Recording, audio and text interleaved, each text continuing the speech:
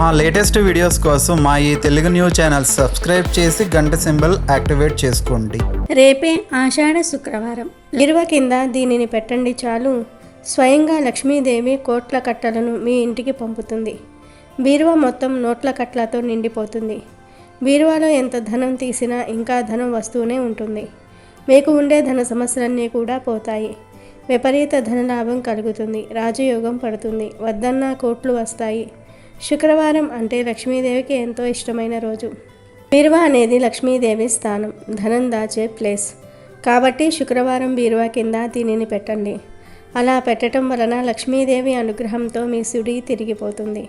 మీ జీవితం మారిపోతుంది. అద్భుతమైన ఫలితాలు వస్తాయి. మీ సమస్యలన్నీ కూడా పోయి డబ్బు వస్తూనే ఉంటుంది. రహస్యంగా శుక్రవారం రోజు ఈ పరిహారం చేసుకుంటే చాలా మంచి రిజల్ట్ వస్తుంది. మీకు తిరుగుండదు. మనిషి అన్నాక ధనం కావాలి. ఆ ధనం కోసమే మనిషి ఎంతో కష్టపడుతూ ఉంటాడు. అయితే కొన్నిసార్లు ఆ ధనం మన దగ్గరకు రాదు, వచ్చినా నిలవదు. ధనానికి లోటు ఏర్పడుతుంది. అప్పులు చేయవలసిన పరిస్థితులు ఏర్పడతాయి. బంగారము, ఇల్లు, స్థలాలు తాకట్టు పెట్టాల్సిన పరిస్థితులు వస్తాయి. ఇలా మీకు ధనపరంగా ఏ సమస్యలు ఉన్నా పర్లేదు. శుక్రవారం రోజు రాత్రి బీరువా కింద దీనిని పెడితే చాలు, మీరు కోరుకున్నంత ధనం బీరువాలోనికి వస్తుందని పరిహార శాస్త్రం చెప్తుంది. మరి శుక్రవారం రోజు రాత్రి సమయంలో బీరువా కింద ఏం పెట్టాలి అనే విషయాన్ని ఇప్పుడు మనం ఈ వీడియోలో వివరంగా తెలుసుకుందాము. అంతకన్నా ముందు ఒక పవిత్ర కథను విందాం. ఫ్రెండ్స్, ఫస్ట్ అయితే కామెంట్ బాక్స్లో ఓం శ్రీ మహాలక్ష్మియే నమః అని కామెంట్ చేయండి. అలాగే ఈ వీడియోకి ఒక లైక్ కొట్టి మా ఛానల్ని సబ్స్క్రైబ్ చేసుకోవటం మర్చిపోవద్దు. ఒక గ్రామంలో ఒక సేటు ఉండేవాడు. అతనికి ఏ కష్టం వచ్చిందో తెలియదు కానీ అతను ఆత్మహత్య చేసుకోవడానికి ఒక కొండ మీదకు ఎక్కాడు. అక్కడ ఒక సాధువు ఉన్నాడు. ఆత్మహత్య చేసుకోబోతున్న సేటును చూసి, ఏమైంది నాయనా, ఎందుకని నువ్వు ఆత్మహత్య చేసుకోవాలని అనుకుంటున్నావు అని అడిగాడు. అప్పుడు ఆ సేటు సాధువుతో ఇలా చెప్పాడు: నేను వ్యాపారం చేస్తూ బ్రతుకుతున్నాను, కానీ ఈసారి నాకు వ్యాపారంలో బాగా నష్టం వచ్చింది. చేతిలో చిల్లి గవ్వ కూడా లేదు. నేను నా కుటుంబాన్ని కూడా పోషించుకోలేకపోతున్నాను. నాలాంటి వాడు బ్రతికి ఉన్న ప్రయోజనం లేదు అని చెప్తాడు. ఆ మాటలు విని సాధువు, నువ్వు చనిపోతే మరి నీ కుటుంబం సంగతి ఏమవుతుంది అని అడుగుతాడు. సాధువు ఆ సేటు చెయ్యి పట్టుకొని తనను కిందకు తీసుకొని వచ్చాడు.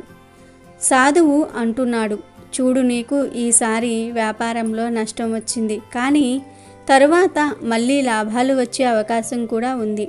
వ్యాపారంలో నష్టం వచ్చిందని, జీవితంలో సుఖం కరువైందని ఇలా ఆత్మహత్య చేసుకుంటే ఏమి లాభం ఉంటుంది? మనం ఏదైనా పని ప్రారంభించే ముందు వాటిల్లో కలిగే ఆటంకాలకు, లాభ నష్టాలకు అన్నిటికీ కూడా సిద్ధమై ఉండాలి.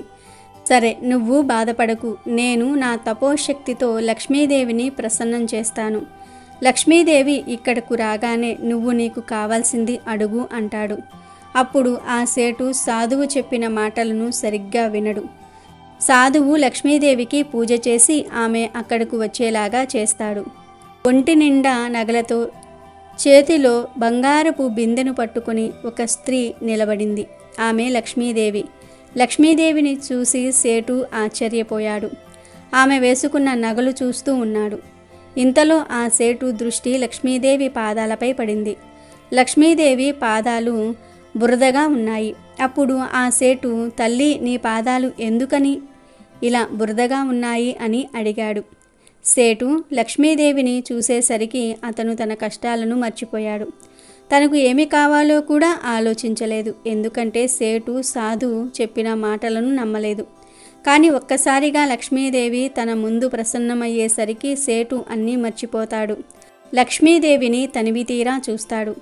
ఆమె పాదాలకు ఉన్న బురద గురించి అడగగానే లక్ష్మీదేవి ఇలా అంటుంది: చూడు నాయనా, ఈ ప్రపంచంలో అందరూ డబ్బు కావాలని ఆశిస్తూ ఉంటారు. నేనేమో సంపదకు ఆదిదేవతను. అందరూ నాకు పూజలు చేసి ధనవంతులుగా మారాలని ఆశపడుతూ ఉంటారు. నాకు పూజలు చేసే వారిలో కొంతమంది పుణ్యాత్ములు ఉంటారు, కొంతమంది పాపాత్ములు కూడా ఉంటారు. అయితే ఈ పాపాత్ములు వారి తలను నా పాదాలకు ఆనించి కోరికలు కోరుకుంటారు. దాని కారణంగా వారి యొక్క పాపం బురదలాగా మారి నా కాళ్ళపై ఉంటుంది. వారి యొక్క పాపాలే ఈ బురద నాయనా అని చెప్పి లక్ష్మీదేవి మాయమైపోతుంది. సేటు లక్ష్మీదేవి పాదాలపై ఉన్న బురద గురించి ఆలోచిస్తూ ఉన్నాడు. ఒక్కసారిగా తనకు నేను లక్ష్మీదేవిని చూశాను కదా, మరి నేను ఆవిడను వరం అడగకుండా ఏం చేస్తున్నాను అని అనుకుంటాడు. వెంటనే వెనుక ఉన్న సాధు వంక చూసి, స్వామి, ముందు మీరు చెప్పిన మాటలు నేను నమ్మలేదు. దయచేసి నన్ను క్షమించి లక్ష్మీదేవిని మళ్ళీ భూమి మీదకు రప్పించండి అని బ్రతిమలాడుకుంటాడు. సాధువు మళ్ళీ పూజ చేసి లక్ష్మీదేవిని ప్రత్యక్షమయ్యేలాగా చేస్తాడు. సేటు ఈసారి లక్ష్మీదేవిని చూస్తాడు. లక్ష్మీదేవి పాదాలపై బురద లేదు, కానీ ఈసారి లక్ష్మీదేవి జుట్టు మొత్తం బురదగా ఉంది. తల్లి, మీ జుట్టు ఎందుకని ఇలా బురదగా మారింది అని సేటు లక్ష్మీదేవిని అడుగుతాడు. లక్ష్మీదేవి సేటుతో ఇలా అంటుంది, ఇది బురద కాదు నాయనా, ఇది ప్రసాదం. ఎవరైతే నాతో పాటు అందరి దేవతలను సరిసమానంగా పూజిస్తారో, ఎలాంటి కోరికలు లేకుండా కేవలం భక్తితో నన్ను పూజిస్తారో, వారి పాదాల వద్ద నేను నా శిరస్సును ఉంచుతాను. వారి పుణ్యం ఇలా బురదలా మారి నా జుట్టుకు అంటుకుంటుంది అని చెప్పి లక్ష్మీదేవి మళ్ళీ మాయమైపోతుంది. ఆ సేటు మళ్ళీ లక్ష్మీదేవిని డబ్బు అడగటం మర్చిపోతాడు. సేటు ఏడుస్తూ సాధువు వద్దకు వెళ్తాడు. సాధువు సేటును చూసి, నువ్వు బాధపడకు, నేను మళ్ళీ లక్ష్మీదేవికి పూజ చేసి ఆమెను రప్పిస్తాను అని అంటాడు. దానికి సేటు సాధు కాళ్లపై పడి, మీరు నాకు పెద్ద సహాయం చేశారు. నేను ఇంతకాలం ఏ తప్పు చేశానో నాకు అర్థమైంది. ఇక నుండి నేను భగవంతుణ్ణి నమ్మి ముందడుగు వేస్తాను అంటాడు. సేటు మాటలు విని సాధువు, నీ కళ్ళు ఇప్పుడు తెరుచుకున్నాయి. చూడు, ఎవరైతే ధనం కావాలని కోరుకుంటారో, కేవలం ధనం కోసం ప్రాధేయపడతారు, అలాంటి వారి దగ్గర నుండి ఉన్నట్టుండి ధనం మాయమైపోతుంది. కేవలం లక్ష్మీదేవిని పూజించి ధనవంతులుగా మారిపోవాలని అనుకుంటారు. కానీ విష్ణువును పూజించకుండా లక్ష్మీదేవిని మాత్రమే పూజిస్తే లక్ష్మీదేవి ప్రసన్నం చెందుతుంది, కానీ వారి వద్ద ఎక్కువ కాలం ఉండదు. ఏదో ఒక రూపంలో వారికి నష్టాలు కలుగుతూనే ఉంటాయి. కేవలం లక్ష్మిని పూజిస్తే సరిపోదు, విష్ణువును కూడా పూజించాలి. ఎక్కడైతే లక్ష్మి విష్ణువులు పూజింపబడతారో అక్కడ వీరు కొలువు తీరి ఉంటారు, సర్వ సంపదలను ప్రసాదిస్తారు. స్వయంగా లక్ష్మీదేవియే ఈ మాట చెప్పింది అని సాధువు సేటుతో అంటాడు. అప్పుడు సేటు, స్వామి, లక్ష్మీదేవిని ఎలా ప్రసన్నం చేసుకోవాలి? నేను నిత్యం ధన సంపదలతో లక్ష్మీదేవి కటాక్షంతో ఉండాలంటే ఏమి చేయాలి అని అడుగుతాడు. దానికి సాధువు సేటుతో, నేను నీకు లక్ష్మీ విష్ణువులకు సంబంధించిన ఒక కథ చెప్తాను. లక్ష్మీదేవి భక్తులు ఈ కథను శ్రద్ధగా వినాలి అని చెప్పి సేటును ఒకచోట కూర్చోబెడతాడు. మనం లక్ష్మీదేవి కథలు, వ్రత కథలు, పురాణ కథలు వినేటప్పుడు మన శ్రద్ధంతా కూడా ఈ కథపైనే ఉండాలి. అప్పుడే ఆ కథలోని పరమార్థమేమిటో మనకు తెలుస్తుంది అని చెప్పి కథ చెప్పటం ప్రారంభిస్తాడు. వైకుంఠంలో శ్రీ మహావిష్ణువు శేషపాన్పుపై ఉన్నాడు. స్వామి పాదాల వద్ద లక్ష్మీదేవి ఉంది. విష్ణువు కళ్ళు మూసుకొని నవ్వుతూ ఉంటాడు. అది చూసి లక్ష్మీదేవి, ఏమైంది స్వామి, ఎందుకని అలా నవ్వుతూ ఉన్నారు అని అడుగుతుంది. దానికి విష్ణువు, ప్రజలు నన్ను గోవిందా గోవిందా అని, నారాయణ నారాయణ అని పిలుస్తూ ఉన్నారు. నా నామాన్ని జపిస్తూ ఉన్నారు. ప్రజలకు నాపై అపారమైన భక్తి ఉంది కదా దేవి అని విష్ణువు లక్ష్మీదేవిని అడుగుతాడు. దానికి లక్ష్మీదేవి, స్వామి, ప్రజలు చాలా తెలివైన వారు. వారు మీ పేరును పలుకుతూ ఉంటుంది కూడా నా కోసమే, నేను ప్రసన్నం చెందడానికే అని అంటుంది. ప్రజలు కేవలం నన్ను ప్రసన్నం చేసుకోవడం కోసమే నా భర్త అయిన మిమ్మల్ని పూజిస్తూ ఉన్నారు అంటుంది లక్ష్మీదేవి. లక్ష్మీదేవి మాటలు విన్న విష్ణువు, అవునా, సరే అయితే నేను ఒక బ్రాహ్మణ వేషంలో భూమి మీదకు వెళ్తాను. నేను అక్కడ ప్రవచనాలను చెప్పి ప్రజలకు నాపై ఉన్న భక్తిని నీకు నిరూపిస్తాను అని చెప్పి వైకుంఠం నుండి నేరుగా భూలోకానికి వచ్చి ఒక బ్రాహ్మణుడిగా మారుతాడు. బ్రాహ్మణ రూపంలో ఉన్న విష్ణుమూర్తి ఒక వర్తకుడి ఇంటికి వెళ్ళి తలుపు కొడతాడు. ఆ వర్తకుడు బయటకు వచ్చి, ఎవరు మీరు అని బ్రాహ్మణుణ్ణి అడుగుతాడు. అప్పుడు ఆ బ్రాహ్మణుడు, నేను ఈ గ్రామంలో ప్రవచనాలు చెప్పడానికి వచ్చాను. నాకు ఒక చోటును చూపిస్తే నేను అక్కడ ఉండి ప్రవచనాలు చెప్పుకుంటాను అని అంటాడు. వర్తకుడు బ్రాహ్మణుడితో, మీరు ప్రవచనాలు చెప్పడానికి వచ్చారు కాబట్టి మీరు ఎన్ని రోజులు ఉండాలనుకుంటుంటే అన్ని రోజులు మా ఇంట్లో ఉండండి. దైవ కథలు చెప్పేవారు దైవంతో సమానం. మీకు నేను సేవలు చేస్తాను అని చెప్పి బ్రాహ్మణ రూపంలో ఉన్న విష్ణుమూర్తికి తన ఇంటిలోనే నివాసం ఏర్పాటు చేశాడు. బ్రాహ్మణ రూపంలో ఉన్న విష్ణుమూర్తి రోజు గుడి వద్దకు వెళ్ళి ప్రవచనాలు చెప్పేవాడు. రోజురోజుకు బ్రాహ్మణుడు చెప్పే ప్రవచనాలు వినడానికి భక్తులు పెరుగుతూ వచ్చారు. అది చూసి బ్రాహ్మణ రూపంలో ఉన్న విష్ణుమూర్తికి ఆనందం కలిగింది. ప్రతిరోజు ప్రవచనాలు చెప్పి తర్వాత వర్తకుడి ఇంటికి వెళ్ళి సేద తీరేవాడు. అలా ఒకరోజు బ్రాహ్మణుడు ప్రవచనాలు చెప్తున్నాడు. వైకుంఠంలో ఉన్న లక్ష్మీదేవి స్వామివారికి తన ప్రభావం చూపించడానికి ఒక ముసలి అవ్వగా మారి స్వామివారు ఉన్న గ్రామంలోనికి వచ్చింది. అప్పుడు ఒక స్త్రీ ప్రవచనాలు వినడానికి హడావిడిగా బయలుదేరుతుంది. ఆమెను చూసి అవ్వ రూపంలో ఉన్న లక్ష్మీదేవి, తల్లి నాకు చాలా దాహంగా ఉంది, కొంచెం త్రాగడానికి మంచినీరు ఇవ్వమని అడుగుతుంది. దానికి ఆ స్త్రీ విసుగ్గా, ఇప్పటికే ప్రవచనాలు వినడానికి చాలా ఆలస్యమయ్యింది, ఇప్పుడు నీకు నీటిని ఇస్తే ఇంకా ఆలస్యమవుతుంది, వెళ్ళమ్మా వెళ్ళు అని అంటుంది. అప్పుడు అవ్వ, నేను చాలా దూరం నుండి వచ్చాను తల్లి, కొంచెం మంచినీటిని ఇచ్చి పుణ్యం కట్టుకో అంటుంది. ఆ స్త్రీ ఇంటిలోకి వెళ్ళి ఇత్తడి చెంబుతో నీళ్లు తెచ్చి అవ్వకు ఇస్తుంది. లక్ష్మీదేవి మాయ వల్ల ఇత్తడిగా ఉన్న చెంబు కాస్త బంగారంగా మారుతుంది. అది చూసి ఆ స్త్రీ ఆశ్చర్యపోతుంది. అవ్వ, మీకు ఆకలి వేస్తుందా, మా ఇంటిలో భోజనం చేద్దువురా అని పిలుస్తుంది. ఆ స్త్రీ ఏమనుకుంటుంది అంటే, అవ్వ నీరు త్రాగితే ఆ చెంబు బంగారం చెంబు అయింది కదా, ఒకవేళ అవ్వ తన ఇంటిలో భోజనం చేస్తే భోజనం చేసిన కంచం కూడా బంగారమయమవుతుంది కదా అని ఆలోచిస్తుంది. అవ్వ రూపంలో ఉన్న లక్ష్మీదేవి ఇలా అంటుంది, మీరు ప్రవచనాలు చూడడానికి ఆలస్యమవుతుంది కదా, ఇక మీరు వెళ్ళండి, నా దాహం తీరింది అని చెప్పి అక్కడి నుండి వెళ్ళిపోతుంది. ఆ స్త్రీ చేసేది ఏమీ లేక తలుపుకు తాళం వేసి ప్రవచనాలు వినడానికి వెళ్తుంది. అక్కడ పక్కన ఉన్న స్త్రీతో తన ఇంటి వద్ద జరిగిందంతా కూడా చెప్తుంది. అలా ఆ వార్త గ్రామంలో ఉన్న అందరికీ చేరింది. వెంటనే ఆ అవ్వ కోసం వెతకడానికి ప్రవచనాలు వినకుండా లేచి వెళ్ళిపోతారు. బ్రాహ్మణుడు ఇంకా ప్రవచనం పూర్తి అవ్వలేదు, ఎక్కడికి వెళ్తున్నారు మీరంతా అని అడుగుతాడు. అప్పుడు ఒక వ్యక్తి, ఆ అవ్వ ఏది తాగితే ఆ పాత్ర బంగారంగా మారుతుందా, అందరం ఆ అవ్వ కోసం వెతకడానికి వెళ్తున్నాం అని చెప్పి ఆ వ్యక్తి వెళ్ళిపోతాడు. బ్రాహ్మణ రూపంలో ఉన్న స్వామివారికి అర్థమైంది ఇది లక్ష్మీదేవి పని అని. గుడిలో కొంతమంది ఉంటే ఆ కొంతమందికే ప్రవచనం చెప్పడం ప్రారంభించాడు. ఇంతలో ఆ అవ్వ విష్ణుమూర్తికి నివాసం ఇచ్చిన వర్తకుడి దగ్గరకు వచ్చింది. అయితే వర్తకుడికి అప్పటికే ఆ సమాచారం అందింది. అవ్వను చూడగానే, రా తల్లి, నా ఇంటిలో అడుగుపెట్టు, నా ఆతిథ్యాన్ని స్వీకరించు తల్లి అని అంటాడు. అప్పుడు ఆ అవ్వ, నేను మీ ఇంట్లో నివాసం ఉండడానికి వచ్చాను, కానీ మీ ఇంటిలో ఆ ప్రవచనాలు చెప్పే వ్యక్తి ఉన్నాడు కదా, అతను ఉంటే నేను మీ ఇంటికి రాను అని అంటుంది. అవ్వ రూపంలో ఉన్న లక్ష్మీదేవి వర్తకుడితో, మీ ఇంటికే నేను మొదట వచ్చాను, మీ ఇంట్లో ప్రవచనాలు చెప్పేవారు ఉండటంతో నేను రాలేదు, అతను వెళ్ళిపోగానే నేను వస్తాను అని అంటుంది. ఓస్ అంతేనా తల్లి, నేనిప్పుడే ఆ ప్రవచనాలు చెప్పే బ్రాహ్మణుడికి ధర్మశాలలో గది ఇస్తాను అని చెప్తాడు.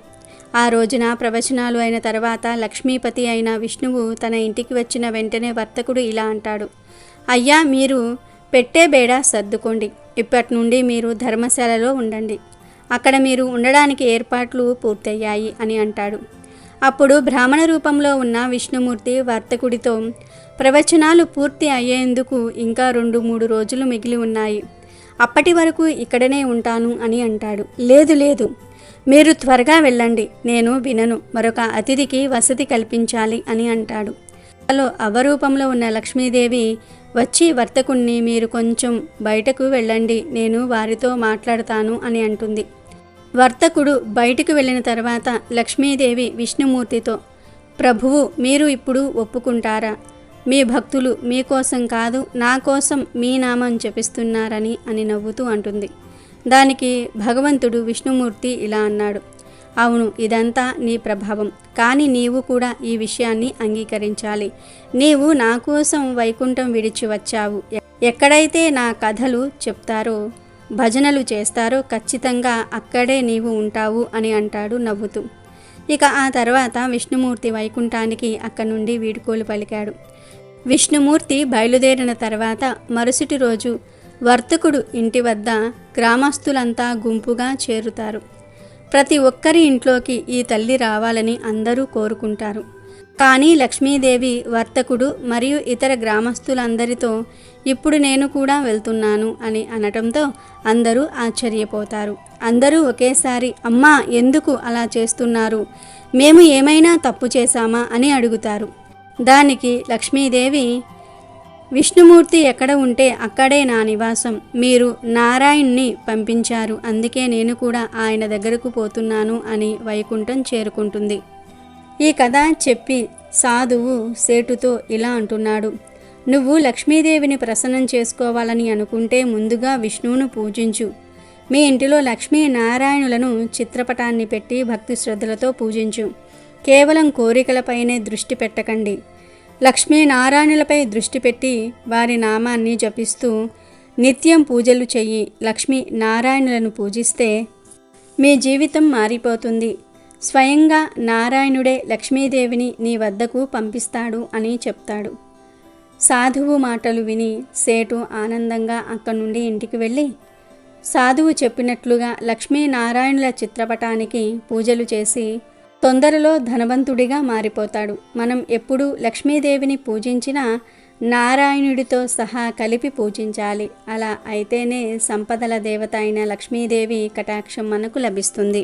ఆ విషయంలోనికి వస్తే శుక్రవారం రోజు రాత్రి 8 గంటలకు బీరువా కింద ఇది పెడితే చాలు, బీరువా మొత్తం నోట్ల కట్టలతో నిండిపోతుంది. లక్ష్మీదేవి అనుగ్రహంతో వద్దన్న డబ్బు వస్తుంది అని శాస్త్రాలు చెప్తూ ఉన్నాయి. బీరువాను మనము ధనపరంగా భావిస్తాము. బీరువాలోనే మన దగ్గర ఉండే డబ్బు అంతా కూడా దాస్తూ ఉంటాము. బీరువాలోనే డబ్బును పెడుతూ ఉంటాము, తీస్తూ ఉంటాము. కానీ కొంతమందికి పెట్టిన వెంటనే డబ్బు తీసే పరిస్థితి వస్తుంది. అంటే బీరువాలో పెట్టిన ధనం ఎప్పటికప్పుడు ఖర్చు అయిపోతూ ఉంటుంది. అలా కాకుండా మీరు బీరువాలో పెట్టిన డబ్బు పెట్టినట్లే ఉండాలి, వృధా ఖర్చులు తగ్గాలి అని కోరుకుంటే శుక్రవారం రోజు బీరువా కింద దీనిని పెట్టుకోండి. ఈ పరిహారం చేసేవారు తప్పనిసరిగా బీరువాని క్లీన్ చేసుకోండి. చిందరవందరగా కాకుండా కొంచెం నీట్గా సర్దుకోండి, సరిపోతుంది. బీరువాలో ఆడవాళ్ళు ముఖ్యంగా అంటుకు ముట్టుకు సంబంధించినవి ఏవి కూడా పెట్టకూడదు. బీరువాలో అలా పెడితే అక్కడ లక్ష్మీదేవి ఉండదు. ఆ తల్లికి అలాంటివి నచ్చవు. కాబట్టి అంటుకు ముట్టుకు సంబంధించినవి కొంచెం దూరంగా పెట్టుకోండి. బీరువాలో ఏదైతే అవసరం ఉంటుందో అది మాత్రమే పెట్టుకోండి. డబ్బులు, బంగారము, డాక్యుమెంట్లు లాంటివి మాత్రమే బీరువాలో పెట్టాలి. పాత బట్టలను కూడా బీరువాలో పెట్టవద్దు. అలా పెట్టడం వల్ల లక్ష్మీదేవి ఉండదు, వెళ్ళిపోతుంది. అందుకే ఇలాంటివి చేయకండి. ఇక ఆ తర్వాత ఈరోజు శుక్రవారం కాబట్టి మీరు రాత్రి 8 గంటలకు చక్కగా ఒక బౌల్ తీసుకోండి. ఏ బౌల్ అయినా తీసుకోవచ్చు, గాజుది, ప్లాస్టిక్ది, స్టీల్ది. ఇలా ఏదో ఒక బౌల్ తీసుకుని దానిలో ముందుగా కొన్ని పచ్చి వేపవాకులు వేయండి. అంటే పగలు ఒక గుప్పెడు వేప ఆకులు కోసి తెచ్చి పెట్టుకోండి. ఆ వేప ఆకులను ఈరోజు నైట్ 8 గంటలకు తీసేసి ఆ బౌల్లో వేయండి. ఎందుకంటే వేపాకులు అంటే అమ్మవారి స్వరూపం. వేపాకులకు అద్భుత శక్తులు ఉంటాయి. వేపాకులు ఇంట్లో ఉండే నెగిటివ్ ఎనర్జీని తీసివేస్తాయి, పాజిటివ్ ఎనర్జీని అట్రాక్ట్ చేస్తాయి. మనకు ఉండే కష్టాలను తొలగించేస్తూ ఉంటాయి, ధనాన్ని తెచ్చి పెడుతూ ఉంటాయి. లక్ష్మీదేవికి కూడా వేప ఆకులంటే ఎంతో ఇష్టం కనుక ముందు వేపాకులు వేయండి. ఆ తర్వాత ఇదే బౌల్లో 1 స్పూన్ రాళ్ళ ఉప్పును వేయండి. ఉప్పు కూడా చాలా మంచిది. ఉప్పును కూడా లక్ష్మీదేవి ఎంతో ఇష్టపడుతుంది. ఉప్పు గురించి ప్రత్యేకంగా చెప్పవలసిన అవసరమే లేదు. ఉప్పుతో ఎటువంటి పరిహారాలు చేసినా అద్భుత ఫలితాలు వస్తాయి. ఉప్పుకు ధనాన్ని విపరీతంగా అట్రాక్ట్ చేసే శక్తి ఉంటుంది. ధన సమస్యలను తొలగించేసే శక్తి కూడా ఉప్పుకు ఉంది కనుక 1 స్పూన్ గల్లులుప్పు కూడా వేయండి. ఆ పైన 5 యాలకులు వేయండి. ఆ తర్వాత అందులో 1/2 స్పూన్ పప్పు ఉంటుంది కదా, అది కూడా వేయండి. అంటే కందిపప్పు, ఎర్రపప్పు, పెసరపప్పు ఇలా ఏదో ఒక పప్పు వేసి తర్వాత కుంకుమ, పసుపు కూడా వేసేసి ఆ తర్వాత ఈ బౌల్ను తీసుకుని వెళ్ళి బీరువా కింద దాచిపెట్టండి. అంటే డబ్బులు దాచే బీరువా ఉంటుంది కదా, ఆ బీరువాలో కింద ఈ బౌల్ని పెట్టండి. ఇలా పెట్టడం వల్ల మీకు బాగా యోగిస్తుంది. యాలకులు అంటే అమ్మవారికి ఇష్టం. కానీ యాలకులు కుళ్ళినవి, పుచ్చులు ఉన్నవి తీసుకోకండి. యాలకులు నీట్గా ఫ్రెష్గా ఉండేవి తీసుకోండి. అలా తీసుకుంటేనే ఫలితం అధికంగా ఉంటుంది. అదే యాలకులు కొంచెం డ్యామేజ్ అయినవి మీరు తీసుకుంటే పెద్దగా ఫలితం అయితే ఉండదు. అందుకే యాలకులు ఫ్రెష్గా ఉన్నవి తీసుకొని ఈ విధంగా పరిహారం చేసేసుకొని ఆ తర్వాత బీరువా కింద పెట్టేసుకోండి. అలాగే పప్పు కూడా చాలా గొప్పది. పప్పుతో పరిహారాలు చేస్తే మాత్రం అద్భుతంగా సిద్ధిస్తాయి. పప్పుతో పరిహారాలు చేస్తే ధనం బాగా వస్తుంది, అప్పులు తీరిపోతాయి, ధన సమస్యలు పోతాయి. కనుక ఇలా వీటిని బౌల్లో వేసి బీరువా కింద పెట్టేసుకుంటే సరిపోతుంది. చాలా మంచి రిజల్ట్ అనేది వస్తుంది. ఆ రిజల్ట్ను చూసి మీ కళ్ళతో మీరు ఆశ్చర్యపోతారు. అంటే ధనం రావటం, సంపాదన పెరగటం, ఉన్న డబ్బు ఇంకా వదగటం ఇలాంటివి మన కళ్ళతో మనం చూడగలుగుతాము. కాబట్టి మీరు కూడా ఈ విధంగా ప్రయత్నించండి. ప్రయత్నించేసి ఫలితం పొందండి. ఈ బౌల్లో వేసినవన్నీ కూడా ఎంతో మంగళకరమైనవి, శుభకరమైనవి. ఆగిపోయిన సంపాదన పెంచడానికి, ఐశ్వర్యాన్ని అభివృద్ధి చేయడానికి, ధనాన్ని ఏదో ఒక రకంగా మన ఇంటికి తీసుకురావడానికి, బీరువాలో డబ్బు అనేది ఉండడానికి, ఎప్పుడూ కూడా బీరువా అనేది ధనపరంగా ఖాళీగా లేకుండా చేసుకోవడానికి ఈ పరిహారం అనేది మనకు ఉపయోగపడుతుంది. కాబట్టి పరిపూర్ణ నమ్మకంతో చేయండి, ఫలితం ఉంటుంది. ఇలా పెట్టిన బౌల్ను వారం రోజుల తర్వాత తీయాలి. తీసి దానిలోని పదార్థాలను ఒక కవర్లో వేసి ఆ కవర్ను తీసుకుని వెళ్ళి ఏదైనా ఒక పెద్ద మహావృక్షం మీద పడేసి వచ్చేయండి. ఇలా ఈ చిన్న పరిహారం చేస్తే ఖచ్చితంగా లక్ష్మీదేవి అనుగ్రహం కలుగుతుంది. ధన సమస్యలు పోయి విపరీతంగా ధనం వస్తుంది. మీరే ఆశ్చర్యపోతారు, మీరే షాక్ అయిపోతారు. అంత మంచి ఫలితం వస్తుంది. కాబట్టి అందరూ కూడా శుక్రవారం రోజు బీరువా కింద ఈ బౌల్ను పెట్టండి. శుభ ఫలితాలను పొంది ఆనందంగా జీవించండి. వీడియో నచ్చితే లైక్ చేయండి, షేర్ చేయండి, బట్ సబ్స్క్రైబ్ చేసుకోవడం మర్చిపోవద్దు.